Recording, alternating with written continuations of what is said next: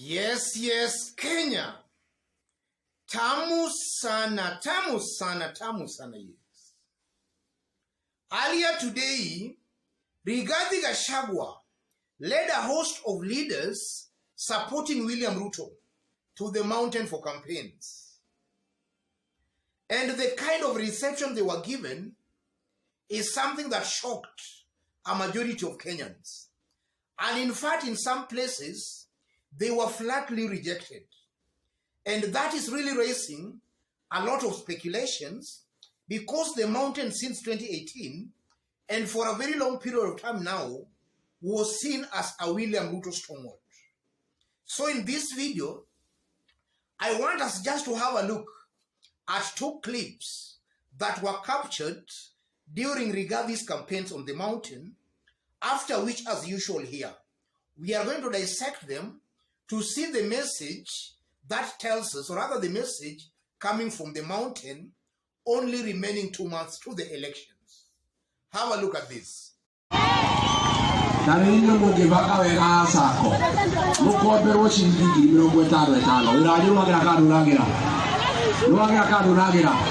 No corona ka interest kanini tondu ni njui mwina mathina maingi muno ni undu wa Shairoko na Fuliza katiguo turenda githurano giki ria kumuruta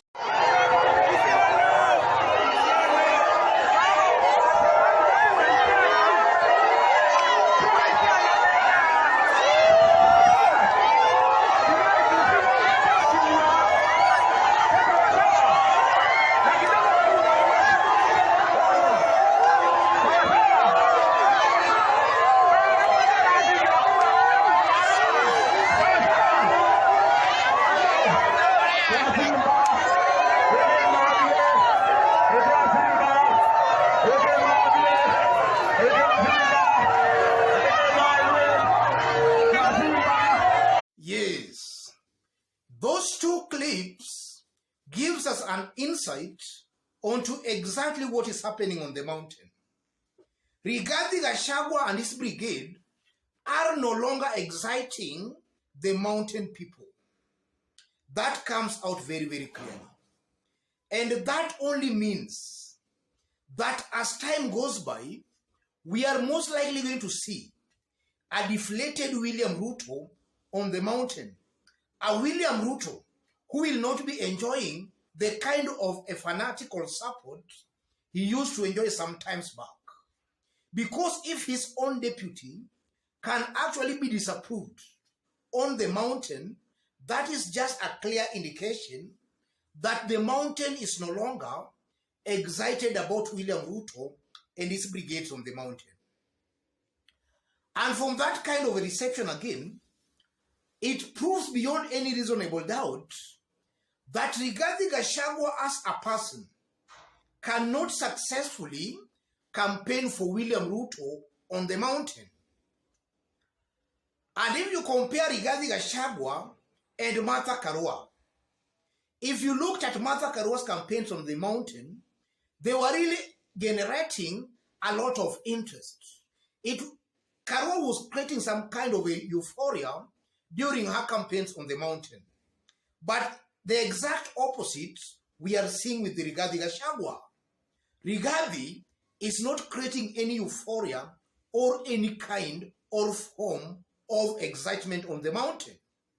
That means Rigathi Gachagua, as an individual, cannot successfully campaign for William Ruto on the mountain. William Ruto himself must go to look for votes on the mountain. Rigathi Gachagua cannot deliver him any votes at all.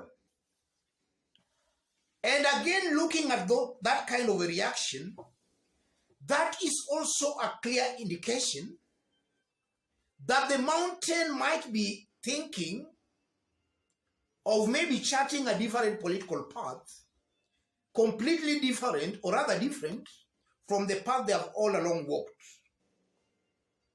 The mountain is at a crossroads. They are really thinking on which direction to take. And I won't be wrong to actually conclude that as I talk right now, all indications are showing clearly that the mountain is actually becoming a swing vote.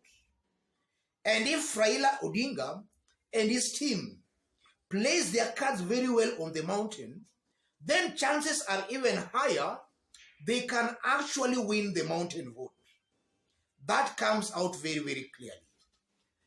And what does that portend for William Ruto's presidential bid, only remaining two months to the election? If you look at William Ruto's only hope is to get an almost 90% of the mountain vote, if at all he is to make a serious stab at the presidency.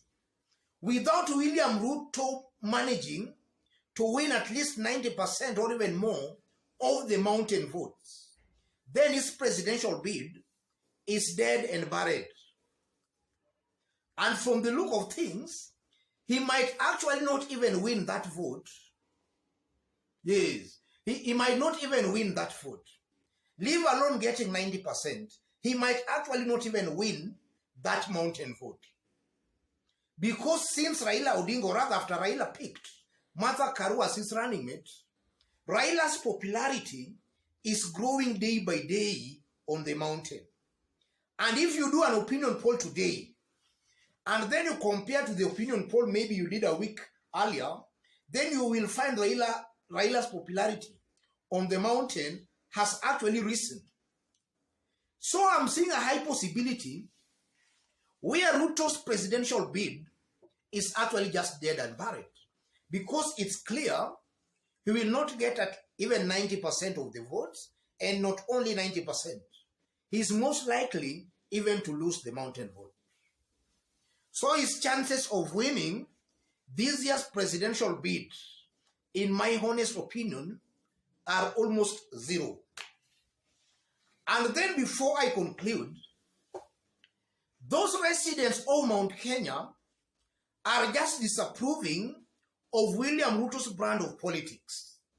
Because just recently, when Martha Karua was touring the mountain, we saw some people heckle Martha Karua. And it was believed and even confirmed that the people who were heckling Martha Karua were organized goons by William Ruto's foot soldiers, by UDA. So, Rigathi Gachagua, from those clips, I'm seeing in one of the clips, they are actually being heckled. I tend to believe that the good people of Mount Kenya are just sending a message to Rigathi and his team, to UDA, that they don't like their brand of politics. Let everybody be free to campaign in any part of the country. That's the message those residents of Mount Kenya are sending to Rigathi and William Ruto. They should not organize goons to heckle their political opponents. So they are just being served from the same dish they have actually been serving their political competitors, so that they can also taste how sweet or sour it is to be heckled in a political rally.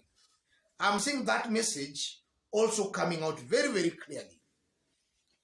And above all, as I conclude now, that is an indication that Rigathi Gachagua is a leader who is not also inspiring to the good people of the mountain. If the mountain is actually given to choose between Rigathi and Martha Karua, I'm seeing most definitely the mountain, a good number of Mount Kenya people actually going for Martha Karua as opposed to Rigathi Gachagua. Otherwise, ladies and gentlemen, let me leave it there for today. In case you've bumped here for the very first time, kindly subscribe, give this video a like. And to our fans, our subscribers here, I'm very much humbled, very grateful for the kind of support you are giving me here. God bless you, God bless Kenya. To any other person watching us outside Kenya for the very first time, kindly drop a comment, let us know from which part of the globe you are watching us from. And if possible again, subscribe, give this video a like. Tamu sana, yes.